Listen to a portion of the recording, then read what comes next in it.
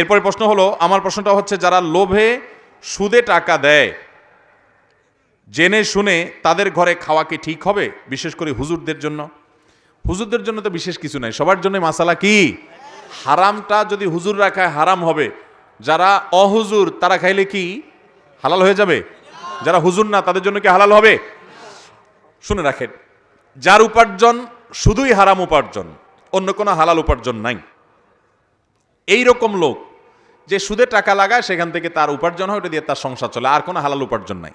একটা মদের দোকান আছে, মদ বিক্রি করে, সেখান থেকে লাভ আসে, সেটা দিয়ে সংসার চলে, অন্য কোনো উপার্জন নাই। ওই লোক যার অন্য কোনো উপার্জন নাই, যা আছে সবটুকু হারাম, সে যদি আপনাকে হাদিয়া দেয় বা দাওয়াত দেয়, ওইটা খাওয়া আপনার জন্য হালাল না, হারাম। ওইটা আপনার জন্য খাওয়াটা জায়েজ হবে।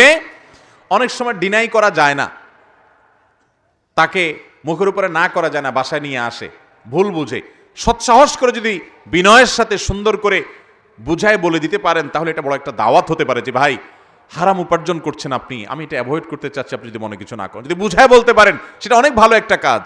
যদি না পারেন তাহলে অন্তত নিজে সেটা ভোগ করবেন না, অন্য কোনো গরিব মানুষকে দিয়ে দিবেন, তারটা তাকে ফেরত দিতে না পারলে কিন্তু নিজের পরিবার লোকদেরকে খাওয়াবেন না। কারণ হারাম যে উপার্জন করেছে তার হালাল কোনো উপার্জন নাই, শুধু হারামটাই আছে, ওইটা আপনাকে খাওয়াইলে আপনার জন্য খাওয়া জায়েজ হবে। আর যদি কারোর মিশ্র উপার্জন থাকে, বুঝেন মিশ্র উপার্জন মানে কি, হালালও আছে হারামও আছে। সরকারি চাকরি করে, বেতনও আছে আবার ঘুষও আছে, আছে না নাই? বেতনও পায়, টিনচুরি গমচুরিও করে, মিশ্র উপার্জন, হালালও আছে সাথে হারামও আসে। দোকানে কাজ করে, মালিকের বেতনও পায়, আবার ক্যাশ থেকে চুরিও করে, আছে না নাই? এই মিশ্র উপার্জন যদি হয় তাহলে সেখানে খাওয়াটা হালাল হবে, যেহেতু হালাল হারাম দুইটাই আছে। কিন্তু এটাও অ্যাভয়েড করতে পারলে সেটা তাকওয়ার দাবি, অ্যাভয়েড করতে পারলে সেটা ভালো।